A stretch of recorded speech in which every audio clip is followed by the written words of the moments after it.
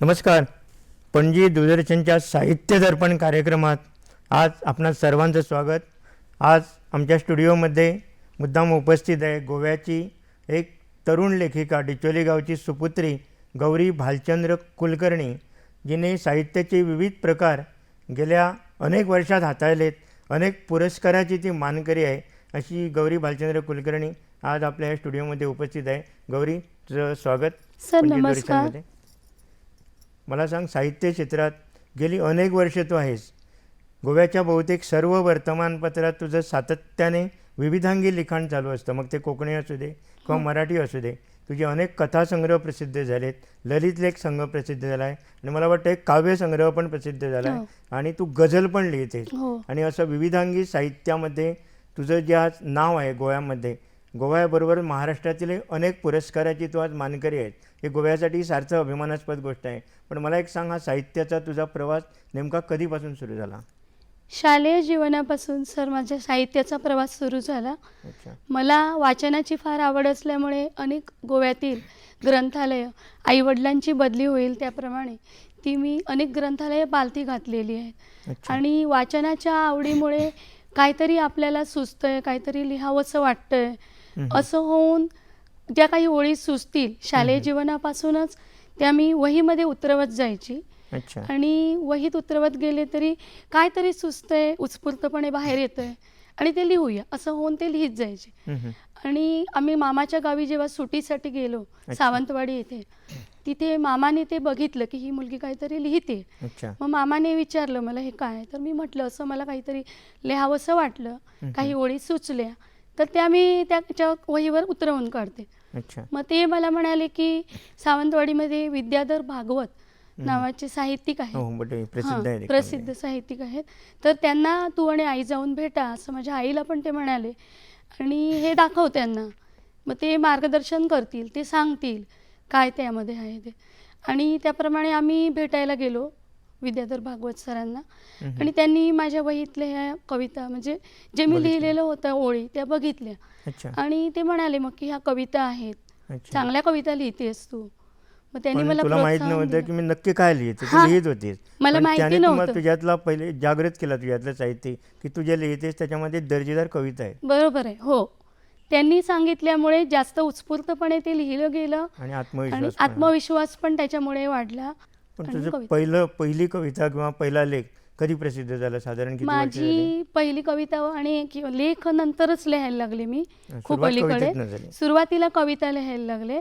आणि पहिली कविता जेव्हा विद्याधर भागवत सरांनी हे सर्व सांगितलं, त्याच्यानंतर सादरीकरण म्हणजे लोकलमध्ये कविता वाचन करणं किंवा जाऊन कार्यक्रमाला ते सांगायचे अमुक ठिकाणी कविता वाचन आहे, तू तिथे येऊन कर. आणि सावंतवाडीला श्रीराम वाचन मंदिरमध्ये कोजागिरी संमेलन वगैरे व्हायचं, मग तिथे पण मी कवी संमेलनाला जायचे. आणि वसंत सावंत सर वगैरे त्यावेळी त्यांच्या हस्ते पण मला बक्षीस मिळालेलं आहे. पण कथा लिहायला तू कधी सुरुवात केली? कथा लिहायला मी कॉलेज जीवनापासून सुरुवात केली. पहिलं मी कविताच लिहित होते, कथा अशा लिहायचा विचार केला तरी तसं जमत नव्हतं. मग एक दिवस काय झालं की आमचे आटलेकर गुरुजी नावाचे सावंतवाडीमध्ये राहतात, तर ते असेच आमच्याकडे यायचे कधी ना कधी, माझ्या आजोबांच्या ते ओळखीचे, त्यामुळे ते यायचे. मग त्यांना मी कविता वगैरे करते माहिती होतं ना, मग ते कौतुक त्यांना वाटायचं खूप. आणि मग त्यांनी मला म्हटलं की तू कविता जशा चांगल्या लिहितेस तशा तू कथाही लिहायला सुरुवात कर, खूप चांगल्या कथा तू लिहू शकशील. असं मी त्यांना जेव्हा नमस्कार केला जाताना, तेव्हा त्यांनी आशीर्वादादाखल मला असं सांगितलं. आणि खरोखरच म्हणजे फारच आश्चर्य वाटलं मला की लगेच दुसऱ्या दिवशीपासून माझ्या हातून अगदी उत्स्फूर्तपणे कथालेखन सुरू झालं. म्हणजे मलाच फार आश्चर्य वाटलं की कसं झालं. पण तुझी आता एवढी पुस्तकं प्रसिद्ध झाली, पण पहिल्यांदा कथासंग्रह प्रसिद्ध झाला की पहिल्यांदा काव्यसंग्रह? पहिल्यांदा कथासंग्रह प्रसिद्ध झाला. म्हणजे तू सुरुवात कवितेतनं केली? सुरुवात कवितेमधून प्रसिद्ध झाला ते कथासंग्रह? पहिला कथासंग्रह प्रकाशित झाला. पारख नावाचा माझा कथासंग्रह महाराष्ट्र राज्य साहित्य आणि संस्कृती मंडळ यांच्या मार्फत प्रकाशित झाला. अच्छा. आणि जो तुला पुरस्कार मिळाला सर्वप्रथम कुठला? तुला अनेक पुरस्कार मिळाले आजपर्यंत, गोव्यातले मिळाले, महाराष्ट्रातले मिळाले, अतिशय प्रतिष्ठेचे असे पुरस्कार मिळाले, पण सगळ्यात अगोदर कुठला पुरस्कार मिळाला? सर्वात अगोदर मला श्रावणदारा काव्य स्पर्धेमध्ये गोवा दूत मार्फत ही कविता स्पर्धा घेतली होती. अच्छा. त्याच्यामार्फत मला प्रथम पुरस्कार मिळाला. अरे वा. आणि मला म्हणजे त्याच्याबद्दल हे आहे म्हणजे आदरणीय विष्णुसूर्या वाघ यांच्या हस्ते तो मला मिळाला. अरे वा. याबद्दल मला खूप आनंद आहे. अच्छा. असं आहे. हे खरं म्हणजे तो हा एक सन्मान आहे. अविस्मरणीय सन्मान आहे विष्णुसूर्या माझा. वाघ हे गोव्याचं हो. भूषण होतं. आता ते आपल्यामध्ये नसले तरी हो. पण त्यांच्या हस्ते तुला ते प्रथम बक्षीस मिळालं. आणि शाबासकीची थाप पण मला त्यांच्या हस्ते मिळाली. अर्थातच त्यामुळे तुला हो. आणखी प्रोत्साहन प्रोत्साहन मिळालं असेल. मला. हो. पण त्याशिवाय पुरस्कार तुला मिळाले महाराष्ट्रातले, हां. तर कुठला पुरस्कार सगळ्यात प्रथम मिळाला? महाराष्ट्राचा पहिला सर्वप्रथम पुरस्कार म्हणजे यशवंतराव चव्हाण राज्यवाङ्मय पुरस्कार, अरे वा. जो पारख कथासंग्रहासाठी मिळाला. अच्छा. तो फार मोठा पुरस्कार आहे आणि हो. महाराष्ट्रातला प्रतिथेच असा पुरस्कार आहे. पण ज्यावेळी तुला हा पुरस्कार जाहीर झाला हो. त्या क्षणी तुझी भावना नेमकी काय होती? मला खूप आनंद झाला हं. की पारख संग्रहासाठी म्हणजे माझ्या पहिल्या कथासंग्रहासाठी जेव्हा अच्छा. पुरस्कार जाहीर झाल्याचं कळलं हं. तेव्हा मला एकदम उमेद आली एकदम. अच्छा. अच्छा. आणि खूप छान वाटलं. आणि जेव्हा आम्हाला त्यांनी सांगितलं की तुम्ही असा असा पुरस्कार मिळालेला आहे हं. आणि तुम्ही तो घेण्यासाठी इथे या मुंबईला, अच्छा. प्रभादेवी मुंबईमध्ये रवींद्र नाट्य मंदिरमध्ये तो अच्छा. पुरस्कार आम्हाला देण्यात आला. हं. आणि कुणाच्या हस्ते? ते माजी मुख्यमंत्री चव्हाण सर होते, अरे वा. त्यांच्या हस्ते तो दिला गेला. अरे वा. हां. विजया वाड मॅडम वगैरे पण तिथे आलेल्या होत्या वा. पुरस्कार समयी. पण महाराष्ट्रात एवढ्या मोठ्या महाराष्ट्रामध्ये स्पर्धा करून म्हणजे अनेक दिग्गज लेखक महाराष्ट्रात आहेत. हो. त्यांच्यात तोडीस तोड असं लिखाण तुझं होतं हे त्याच्यावरनं सिद्ध झालं. आणि हा पहिला पुरस्कार मिळाल्यानंतर मग दुसरा पुरस्कार कुठला मिळाला तुला? दुसरा पुरस्कार मला कृष्णा साहित्य राज्य गौरव पुरस्कार वाईचा मिळाला मला. अच्छा. आणि तो सुद्धा पारख कथासंग्रहासाठीच मिळाला. अरे वा. तिथे म्हणजे पण खूप या सुंदर अनुभव आले. कथासंग्रहानं खूपच तुला लौकिक वाढवला. हो. आणि कवितेसाठी कवितेसाठी मला व्यासपीठ काव्यसंग्रहाला मला पुरस्कार मिळाला. कुठला तो? आशीर्वाद पुरस्कार असा व्यासपीठ काव्यसंग्रहाला कुठे मिळाला. तो पण महाराष्ट्रात आहे? तो पण महाराष्ट्रातलाच, मुंबईचा. अच्छा. आणि मराठी राज्यमंडळ ठाणेतर्फे एक मला व्यासपीठसाठी पुरस्कार मिळाला. आता तुझं सातत्यानं असं लिखाण चालू असतं पण कधी तुझा मूड जात नाही का? आता मी बघतो की अनेक वर्तमानपत्रात तुझी विविध सदरं चालू होती आणि त्याशिवाय कोकणीमध्ये पण होती. आणि हे लिहित असताना कधी असा मूड गेला असं होत नाही? कसं सुचतं तुला? सातत्यानं असं लिहिण्याची चेष्टा नाही आहे, कारण गोव्यामध्ये असे मोजकेच जे लेखक आहेत की जे सातत्यानं लिहितात. सातत्य हा एक खूप मोठा गुण आहे आणि सातत्याने लिहिण्यासाठी तेवढीच प्रतिभा लागते. आणि माणसाचा मूड कायम व्यवस्थित असतो असं नाही, पण अनेक जीवनामध्ये अनेक संकटं असतात, हो. आपदा विपदा असतात. आणि तुझा तर सगळीकडे प्रवास आहे, तू म्हणालीस की गोवाभर अनेक ठिकाणी जायला. हो. या ह्याच्यात तू वेळ कसा काढत होतीस लिहायला? हो.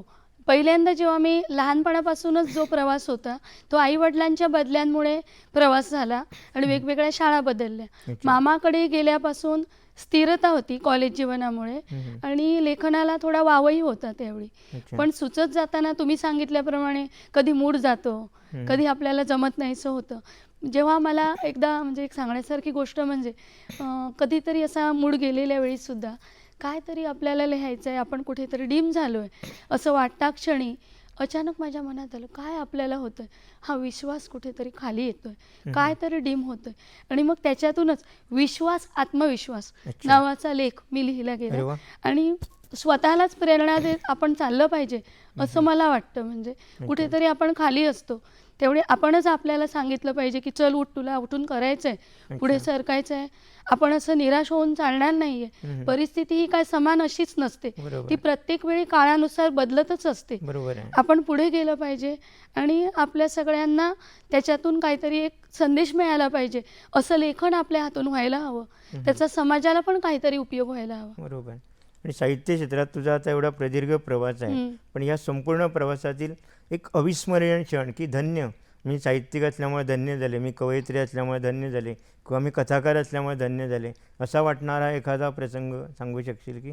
असा वाटणारा म्हणजे जेव्हा आता आम्हाला बृहन महाराष्ट्राचा जो पुरस्कार मिळाला तर तेव्हा जेव्हा ते सिलेक्शन झालं तेव्हा भारावल्यासारखं झालं की खूप छान वाटलं. आणि त्यांनी सांगितलं की तुम्ही इथे बडोदामध्ये येऊन तो पुरस्कार घ्यायचा आहे. तो पुरस्कार सोहळा खूप अविस्मरणीय होता आणि खूप तिथे छान माझं कौतुक झालं आणि मला त्याच्यामुळे अजून उमेद आली की आपण अजून काही चांगलं लिहिलं पाहिजे. आपण चांगलं लिहितोय पण त्याच्यामध्ये अजून प्रगती केली पाहिजे, अजून आपलं अपडेशन त्याच्यामध्ये झालं पाहिजे. म्हणजे 2011 ते 2024 हो. हा पुरस्कारांचा सगळा सिलसिला चालूच आहे तुझा. हो. पण एकंदरीत किती पुरस्कार मिळाले आजपर्यंत?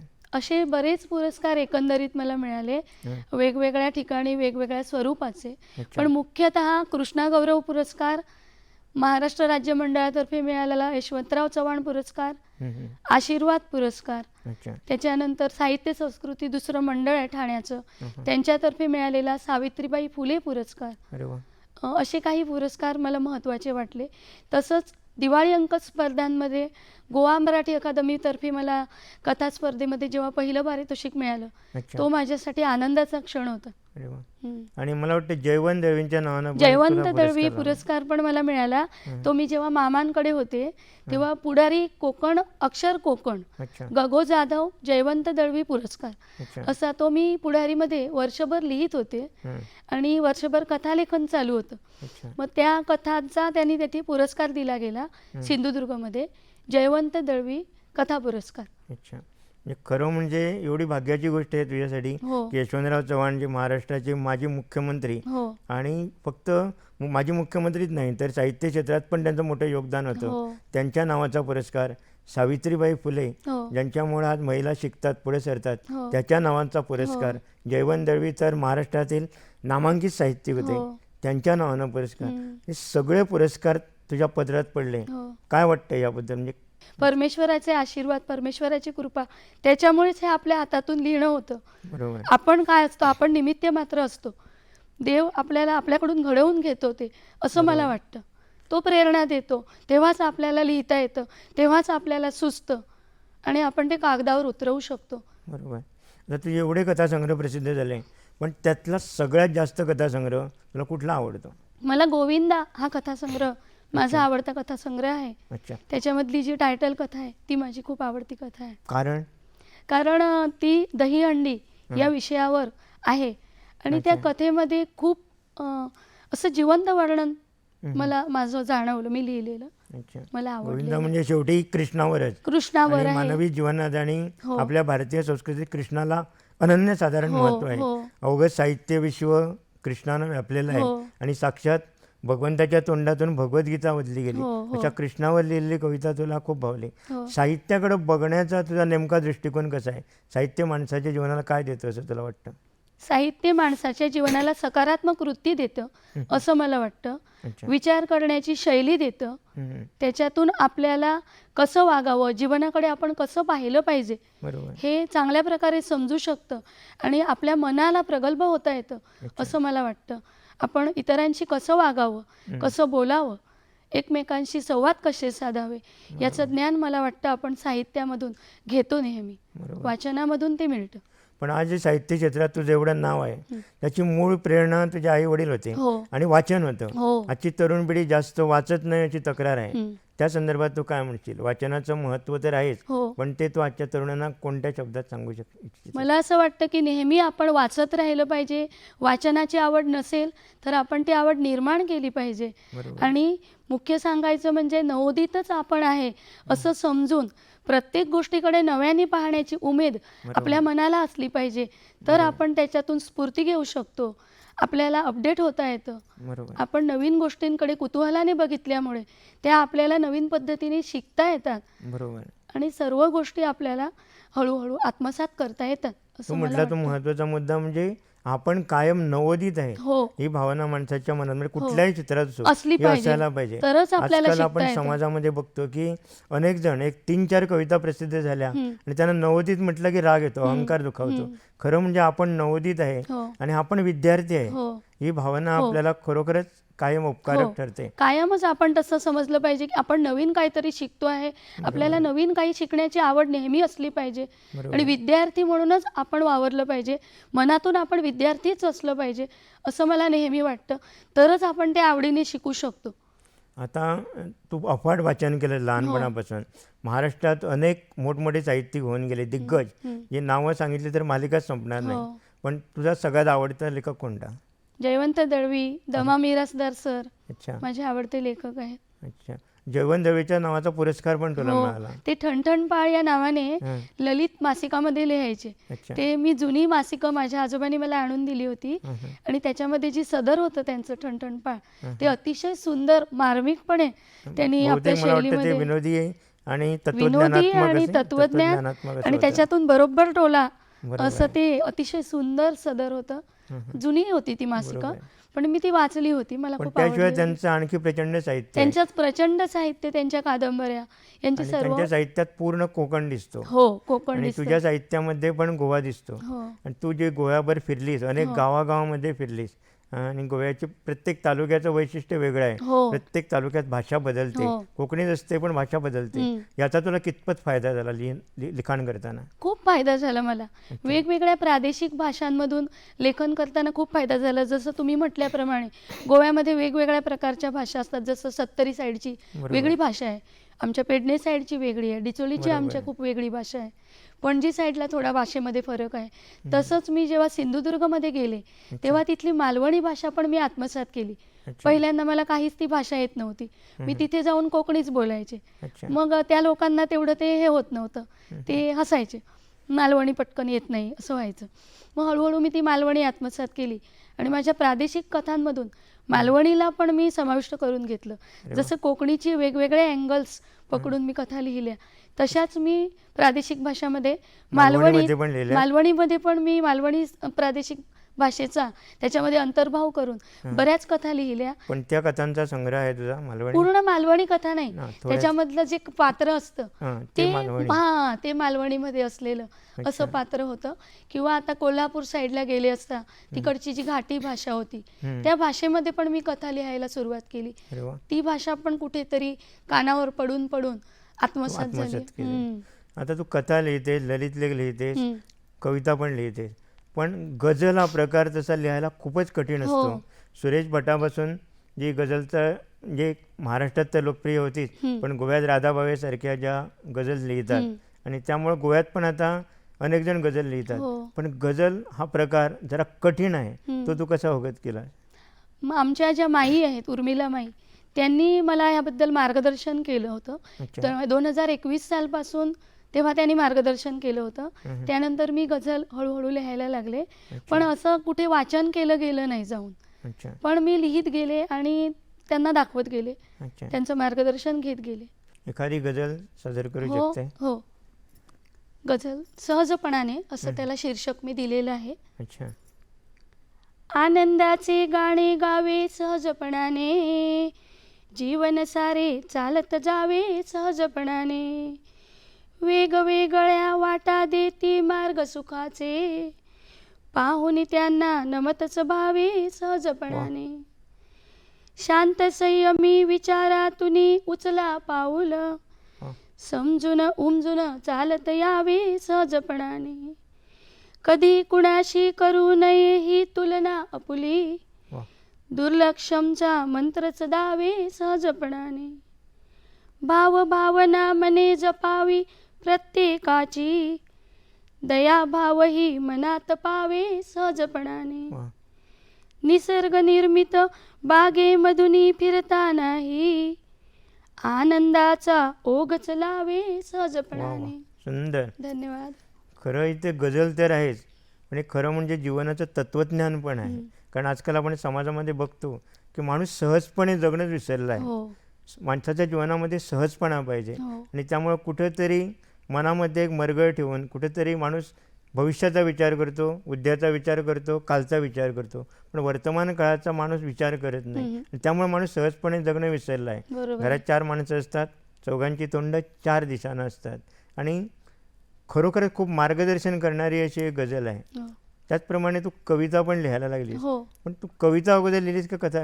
कविता तर लिहिलीच होती, हो. पण गझल तू कधी हल्लीच सुरुवात केली? गझल मी 2021 पासून लिहायला लागले. अच्छा. मध्ये मध्ये गॅप पडली होती काही कारणांमुळे, अच्छा. आता पुन्हा नव्याने सुरुवात केलेली आहे. पण त्यासाठी आणखी काय खास विशेष अभ्यास असा केलास गझलसाठी? गझलसाठी मार्गदर्शन मला उर्मिला माईंकडून मिळालं, त्यांनी मार्गदर्शन पण केलं. त्याशिवाय आणखी काही गझलचा गझलच्या? तांत्रिक अभ्यास हा आपला सराव हा असतोच आपला, अच्छा. पण पहिल्यांदा जो सराव आपला असतो त्याच्यानुसार मुख्यतः शब्दसंग्रह आपल्याकडे भक्कम असणं, हं.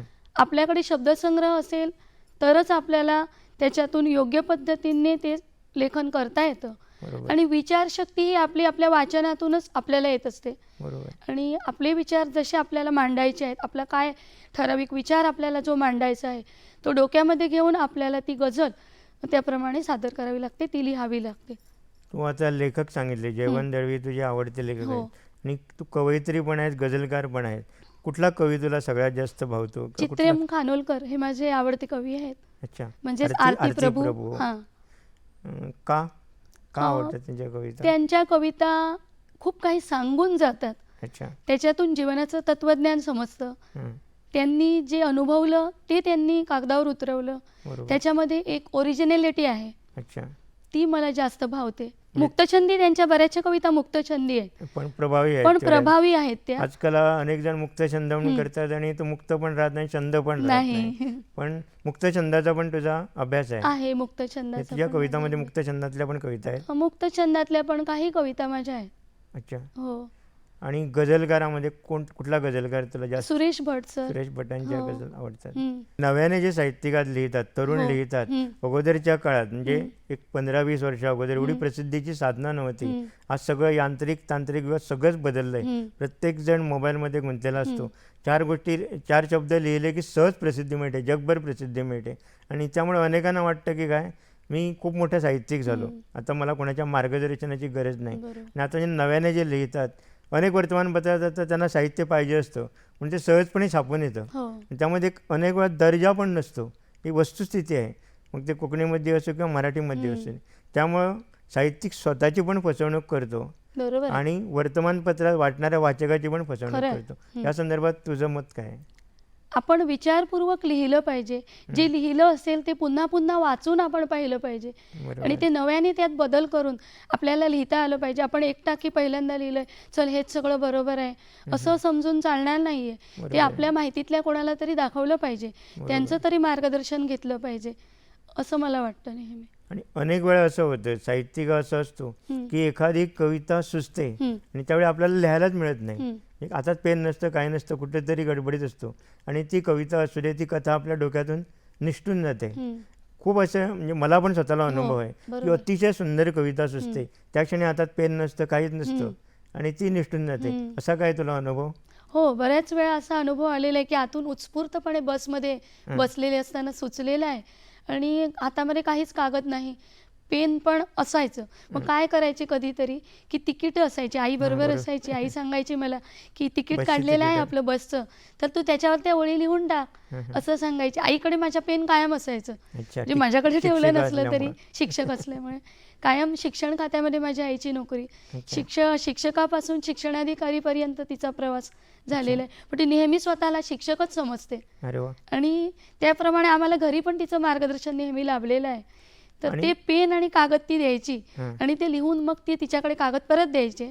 तो ती पर्समध्ये व्यवस्थित ठेवायची आणि घरी गेल्यावर मला पुन्हा तो आठवणीने, गौरी हे तू लिहिलंस, घे आता, काय पुढे सुचतं का बघ, लिही. म्हणजे वहीवर तुझ्या लिहून या काढ. साहित्य प्रवासात तुझ्या आईचं पण खूप मोठं योगदान आहे. प्रचंड योगदान आहे. आजकाल तिचंच अनेक जण योगदान सर्व लिहितात, आहे. तेव्हा अनेक जणांना विचारलं जातं, काय लिहितोस, लिहून तुला काय मिळणार, काय फायदा मिळणार, आणि त्याच्यामधनं जो आत्मानंद मिळतो तो वेगळाच असतो. हो. तुला नेमकं काय म्हणायचं आहे?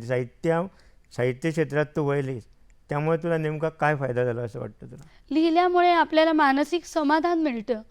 आपल्याला कुठेतरी आपले जे विचार आहेत ते मांडल्यामुळे मनाला एक उत्स्फूर्तता मिळते. बरोबर. सकारात्मक विचार करण्याचा वाव मिळतो. बरोबर. बऱ्याच पैलूंना आपल्याला त्याच्यामध्ये हे करता येतं, अंतर्भूत करता येतं आणि खूप आपल्याला म्हणजे आपल्या आत्म्याचाही विकास होतो, मला असं वाटतं. हे सगळ्यात महत्त्वाचं आहे. हां, आपला व्यक्तिगत विकास तर होतोच. बरोबर. आपण लेखन करत असल्यामुळे जे सकारात्मक लेखन आपण करू, त्यातून समाजाला प्रबोधन होतं. बरोबर. त्यांना जेव्हा वाचल्यावर त्यांचे विचार बदलून ते काहीतरी चांगल्या मार्गाकडे वळतात, बरोबर. हेही होतं. प्लस आपल्या स्वतःला एक आत्मिक आनंद मिळतो, बरोबर. आपली आत्मोन्नती होते, असं बरोबर. मला वाटतं.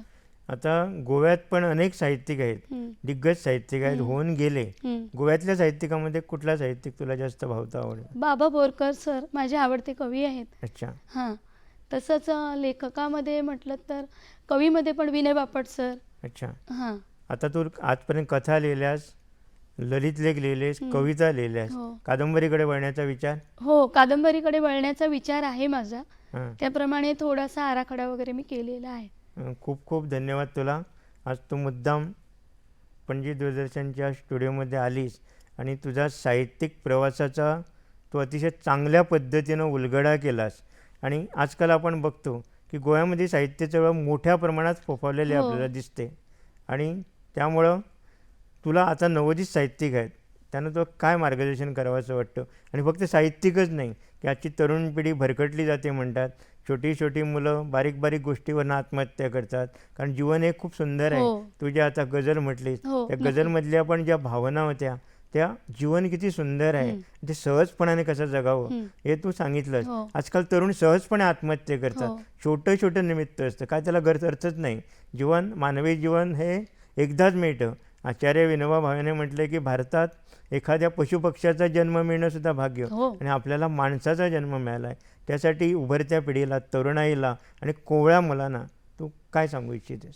मला असं वाटतं की आपण प्रत्येक गोष्टीकडे सकारात्मकतेनेच बघितलं पाहिजे. जरी आपल्या जीवनामध्ये अडचणी असल्या, त्रास असले, दुःख असलं, काही गोष्टींचा अभाव असला, काही गोष्टी मिळत नाहीत हल्ली तरुणांना, आपल्याला हवं ते मिळालं नाही की छोट्या छोट्या गोष्टीवरनं आत्महत्या करतात.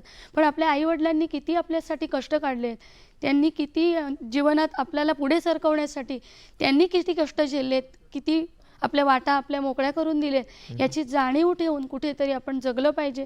कुठेतरी काही वेळा प्रेमभंग होतो, काही वेळा काही वस्तू छोटीशी मिळत नाही, बरोबर. किंवा चला एवढं श्रीमंतीत जगता येत नाही, अशा छोट्या छोट्या गोष्टीमुळे जरी आपण आत्महत्येसाठी ती लोक प्रवृत्त होत असली तरी त्यांनी आपल्या आईवडिलांकडे बघितलं पाहिजे आणि त्यांच्यासाठी आपण स्वतःला घडवून आपण पुढे सरकलं पाहिजे. तर निश्चितच प्रत्येक माणूस घडेल आणि तो कुठे ना कुठे पुढे मोठा नक्की होईल. बरोबर फक्त आहे. तो विश्वास त्यांनी मनाला बाळगला पाहिजे, तरच आपण पुढे जाऊ शकतो. आपणच आपला विश्वास बाळगून पुढे सरकलं पाहिजे, प्रेरणा घेतली पाहिजे. प्रेरणा देणारी समाजामध्ये बरीच माध्यमं माणसं आहेत. असतात, त्यांच्याकडे आता हा बघून- मोबाईल सुद्धा जो आहे, या मोबाईलमध्ये सुद्धा अनेक व्हिडिओ प्रेरणा देणारे आहेत, बरोबर. सांगणारे आहेत. टी व्हीमधून सुद्धा बरेच काही प्रेरणादायी कार्यक्रम आहेत. वाचन केलं तरीही मिळते, पण आपण कुठल्या दिशेला वळतो बरोबर आहे. त्यावर आपलं काय पुढे घडणार हे बरोबर. ठरतं. बरोबर आणि आहे. त्याची जाण ठेवूनच आपल्याला पुढे सरकता आलं पाहिजे असं मला वाटतं. आणि कायम नवीन राहून, नवीन उमेद ठेवून आपण जेव्हा आपला दिवस नवीन उगवतो बरोबर. त्यावेळी तो नवीन आहे. बरोबर. आजचा हा माझा दिवस नवीन आहे, मी बरोबर. माझी नवीन सुरुवात करते आहे. कालचं विसरून जायचं, आज कालचं वर्तमान विसरून काळात जगणं जायचं शेवटी. ते झालेलं असतंच, पण बरोबर. ते घेऊन पुढे जायचं नाहीये. बरोबर. मी आज नवीन आहे, माझा आजचा दिवस नवीन आहे आणि मी तो नवीन पद्धतीने उत्तम सुरू करणार आहे असं स्वतःला सांगायचं आणि त्याप्रमाणे त्या दिवसाची योजना आपण सरकवायची. बरोबर. नेहमीच तेच करायचं, रोज तेच करायचं. खूप खूप धन्यवाद. तू आज मनापासून इकडं धन्यवाद, आलीस पणजी दूरदर्शनच्या स्टुडिओमध्ये. तुझा प्रदीर्घ असा साहित्य प्रवास तू अगदी सहज शब्दात उलगडलास आणि त्याचबरोबर आजच्या तरुणाईला पण अतिशय चांगलं असं मार्गदर्शन केलंस. तुझी जी साहित्यिक वाटचाल आहे ते प्रत्येक गोवेकरासाठी अभिमानास्पद आहे. आणि तुझं म्हटलंस की आपण नवोदित असल्याची भावना, आपण विद्यार्थी असल्याची भावना आपल्या मनात कायम असायला हवी. तुझा या साहित्यिक प्रवासामुळे गोव्याचं पण नाव नक्कीच उज्ज्वल झालं आहे. तुझ्या भावी वाटचाली तुझ्या हातून अनेकानेक नवनवीन साहित्यकृती निर्माण व्हाव्यात, कादंबऱ्या पण तुझ्याकडनं लिहिल्या जाव्यात, अनेक मान सन्मान पुरस्कार मिळावेत आणि तुझा हा साहित्य प्रवास अखंड अविरत चालू राहावा यासाठी पणजी दूरदर्शनतर्फे तुला मी मनापासून धन्यवाद देतो. आणि इथं मुद्दाम वेळात वेळ काळात येऊन तू जे मार्गदर्शन केलं, जे तुझ्या गोष्टी अगदी सहजपणे उलगडल्यात, त्यासाठी तुला मनपूर्वक धन्यवाद. मनापासून धन्यवाद सर. आपल्या शुभेच्छांबद्दल खूप मनापासून धन्यवाद.